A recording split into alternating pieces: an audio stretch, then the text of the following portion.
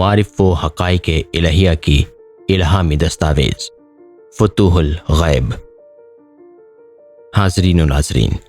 یہ کتاب ہم نے پوری کوشش کی ہے کہ لفظ بلفظ جو فتوح الغیب میں لکھا ہے اسے آپ کے سامنے پیش کیا جائے، مگر پھر بھی کوئی بھول ہو گئی ہو تو ہم پیران پیر غوث اعظم دستگیر کی بارگاہ میں معافی کے طلبگار ہیں، اور آپ سے درخواست ہے کہ آپ اصل کتاب سے ملا لیں، چونکہ یہ کتاب کافی گہرائی میں معنی رکھتی ہے، لہٰذا آپ اپنے پیر و مرشد سے بات کر کے بات سمجھ لیں۔ صوفی سما محنت کر رہا ہے کہ بزرگوں کی کتابوں کو آڈیو بک میں تبدیل کیا جائے تاکہ اس تیز زندگی میں اس سے کوئی فائدہ حاصل ہو سکے۔ ہدایت دینے والی صرف اللہ کی ذات ہے، اور ہم دعا کرتے ہیں کہ حضور کائنات محمد مصطفیٰ صلی اللہ علیہ وآلہ وسلم کے صدقے اللہ آپ کے دلوں کو ایمان سے روشن کرے اور اس دین اور دنیا میں کامیاب کرے، آمین۔ اعوذ باللہ من الشیطان الرجیم، بسم اللہ الرحمن الرحیم۔ اللہم صلی علی سیدنا و مولانا محمد وعلی آل سیدنا و مولانا محمد وبارک وسلم۔ مقالہ نمبر 25، ایمان سب سے بڑی نعمت ہے۔ حضرت قطب ربانی نے ارشاد فرمایا، اگر زندگی کے کسی دور میں حالات تجھ سے مساعدت نہ کریں اور تجھے مصائب کے باعث بے اطمینانی و پریشانی لاحق ہو تو بے صبری میں شکوہ و شکایت نہ کر کہ اللہ نے مجھے محتاج و نادار بنا دیا ہے، مجھے مبتلا مصائب کیے ہوئے ہے، اغیار کو عیش و آرام کے سامان مہیا کیے ہیں، حالانکہ ہم سب آدم و حوا کی اولاد ہیں، اور اللہ سے تحصیل حقوق میں مساوی عین ممکن ہے۔ یہ ابتلا اور مصیبت اللہ تعالیٰ کی جانب سے تیری بلندی درجات، تیری خوشحالی و فارغ البالی اور سکون و طمانینت کے لیے ہو، اور اس کا ذریعہ سے وہ تجھے ظاہری و باطنی فروغ و ترقی عطا فرمانا چاہتا ہو۔ یہ معاملہ تجھے اس لیے پیش آیا کہ تیری سرشت اچھی ہے،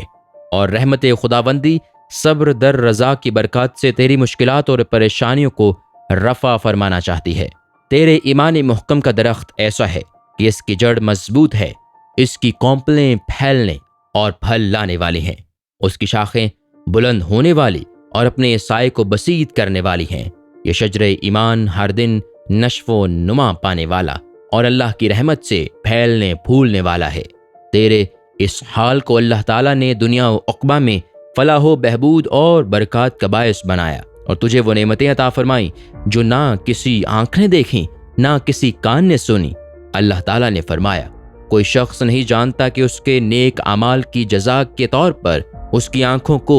ٹھنڈک پہنچانے والی کیا کیا چیزیں محفوظ و پوشیدہ رکھی گئی ہیں۔ بس جو لوگ احکام الہی کی بجا آوری کریں گے، معصیت سے بچیں گے اور تمام امور میں اللہ تعالیٰ کی حضور تسلیم و رضا کا شیوہ اختیار کریں گے، ان کے لیے دینوی و اخروی سعادتیں مقدر ہیں، اور ان کا اطمینان قلب کبھی فنا نہیں ہوتا۔ لیکن اس کے برعکس جن لوگوں نے اپنے خالق و معبود سے غفلت و روگردانی اختیار کر کے نفس دنیا اپنا معبود و مسجور بنا لیا، وہ ایسی زمین شور کے مشابہ ہیں جسے آبپاشی کوئی فائدہ نہیں پہنچاتی، جس سے کوئی درخت نہیں اگتا، کوئی پھل برآمد نہیں ہوتا، جس پر کوئی کھیتی نہیں لہلہاتی۔ یہ صورتحال انسان کی اپنی غفلت و معصیت کا نتیجہ ہے، ورنہ اللہ تعالیٰ تو بندہ پر مشفق و مہربان ہے اور اس کی طمانینت، ترقی و خوشحالی اور شادابی چاہتا ہے۔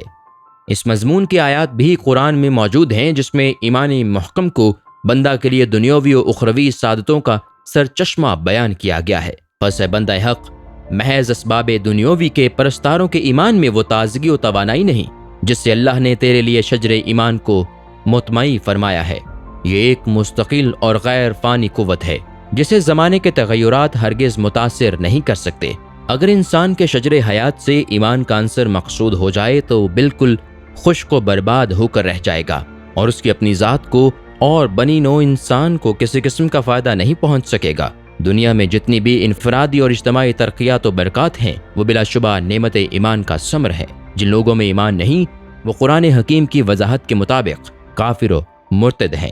منافق، مغضوب و مقہور اور دنیا و عقبہ میں ذلیل و خوار ہیں۔ ہاں، اللہ تعالیٰ اپنی ربانیت اور نصرت و اعانت سے دنیا پرست اغیار کو بھی جب چاہے ایمان محکم اور صبر و رضا کی نعمتیں عطا فرما سکتا ہے